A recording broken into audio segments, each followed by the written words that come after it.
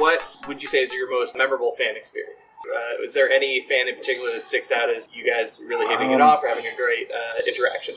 I mean, I've met a lot of great fans over the years, of course. There's been a lot of fun ones. I was in an airport once in Seattle, and this girl comes up and she's like, "Are you DoA?" And I'm like, yeah. And she's wearing like a Champions hat, so she's like clearly a big LCK fan. But she like saw me tweet that I was in this airport, and she was there too, and like came and found me.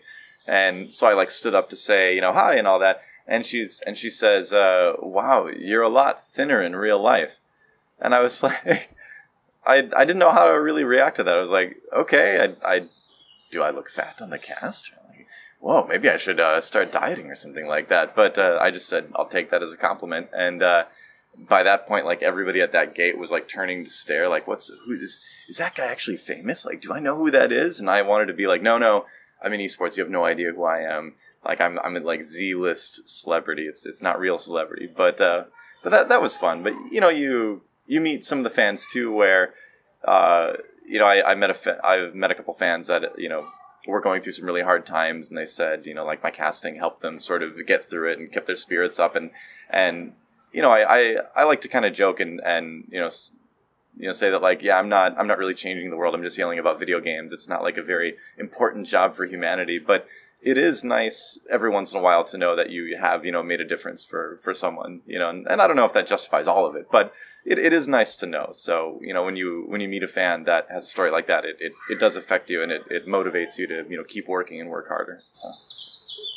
Has there ever been anybody you've been like kind of surprised to find out are a fan, or surprised to find out they're into esports?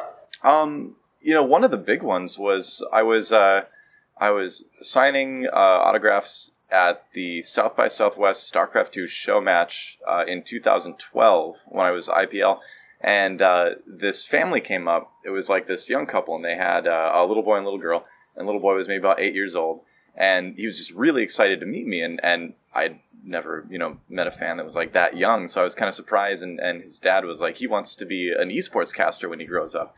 And I was like, no way, that's so cool, and that really had a profound effect on me, because that was still fairly early on in my career, and it really made me think about I guess I really am now part of building this industry that could really have a big effect on like this kid's life someday, so that's why I want to work hard to like improve things for casters, and try to do a little bit more in the future in the educational side of things, so that kid's dream of being an esports caster, going through high school and having esports clubs in high school to then college and casting for his collegiate stuff and eventually transitioning to be a professional caster. I hope he can, and I hope I can contribute a little bit to that happening.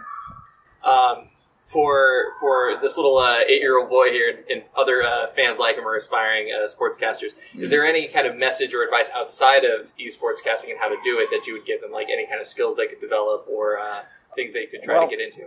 Right now, because there really aren't, you can't really, outside of Korea, as far as I know, you can't go to college for esports, Korea does have that, but I don't believe there's an esports specific degree in the US yet. But what you want to do is you want to study film and television production. Hands down, that's the best thing that's going to help you. Whether you want to be a caster or a player or a production person especially, esports needs people that do all of that, right? Esports needs audio technicians, they need camera people, they need graphics people, they need people on every single rung of the like production ladder to make a good esports broadcast. And the more of those people are familiar with esports, the better it's going to be, right? So yeah, if you want to get into esports and you're not sure what you want to do in the esports yet, or if you want to, just be part of the broadcast, like TV and film production, just learn everything you can about that. Take all those classes, because that's going to help you the most, for sure. Cool. Do you play any non-competitive games? And if so, what's your personal favorite right now? I used to play a lot. It's hard to play non-competitive games, because whenever I play like a single player game or something, I have this like voice in my head that be like, you could be playing ranked in Overwatch right now and improving, but instead you're just playing this. But so I'm trying to relearn how to enjoy non-competitive games. So lately I've been playing a lot of Breath of the Wild on Switch. I've almost beaten it. Every day I'm like, okay, today is the day I'm gonna like sit down and actually beat it, and then I get distracted with something else. I've played World of Warcraft since vanilla. I've got a protection warrior that I'm still playing right now. I'm in a guild with some of the guys from Razor, and we're having a lot of fun. And that character has like 86 days played or something like that. So I'm playing him since like 2005, 2006 or something, like 2006, I think. So it's been a long time, but it's fun to get back into that more, because when I was playing on NA from Korea, the ping was always pretty bad because of the distance. But I like RPGs a lot. It's hard to finish them, but I was able to finish Final Fantasy 15, which I'm very proud of, because that's the first Final Fantasy I've beaten in like a long time, and also the best Final Fantasy in a long time too, to be fair. But the Fire Emblem games, I like the strategic ones. I really love Fire Emblem Heroes on the cell phone, actually, which is like the mobile game I think I've gotten into more than like any other mobile game ever. And I don't count Hearthstone as a mobile game. To me, that's a PC game. And yeah, I played on mobile once in a while, but like it's mostly a PC game for me. But yeah, that one, Fire Emblem Heroes, has been really fun too. And you don't need to spend a ton of money to like have fun with it, which is great. But yeah, that kind of stuff. Gaming in general, I'm getting back into Magic the Gathering again. I went to a couple tournaments recently, which was fun, because I played since 1995, so it's good to get back into it again, because there's not really a big scene in Korea. Every once in a while I get to do board game nights, but that's about it. Right on. What would you say was your favorite experience in Korea that wasn't esports related? Well, I think I'd have to say getting married would probably be the one I'm obligated to say.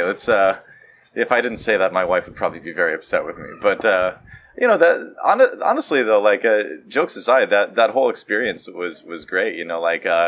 Getting to know my wife's family, my wife's Korean family. Getting to be part of like a lot of Korean traditions and all that, and her family is totally awesome and has always been like so welcoming and so nice to me and so understanding when I don't really know what I should be doing at something, and like not getting angry and like helping me out and stuff, and putting up with my subpar Korean language skills. But yeah, I mean, honestly, like there's been so much. Korea was such a great place to live, but really getting to sort of like experience a lot of the more family culture firsthand, through getting to know my in-laws has been really great, and probably the most fun thing I've done there. Cool. Is there anything from Korea in particular that you either can't get here or that you miss a lot? Yeah, public transportation, man. LA is like the worst, right? Like LA is...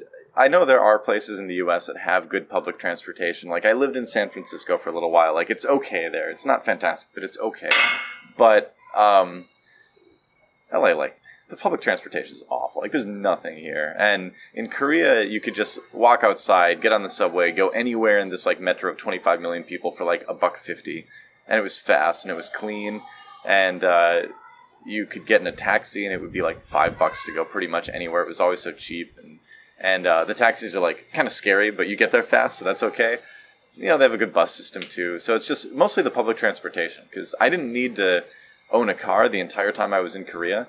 And so now, I'm in the process of buying a new car and all that, and driving again. And like, I like driving, but I don't like owning cars. Like insurance and gas and maintenance and car payments, like all that. Like, I wish that's one thing I wish I could just take with me from South Korea, is just like the great public transportation. When someone's casting a game, they're really tempted to just yell about exactly what they're seeing on the screen. You want to wait for the helicopter to go past? We'll start that one over in just a sec. That's my personal helicopter. It's coming to pick me up for one. Sorry about that. They're here a little bit early. That's good. I'll call them, tell them to come back in half an hour. Yeah. Those personal helicopters, you never know when they're going to show up.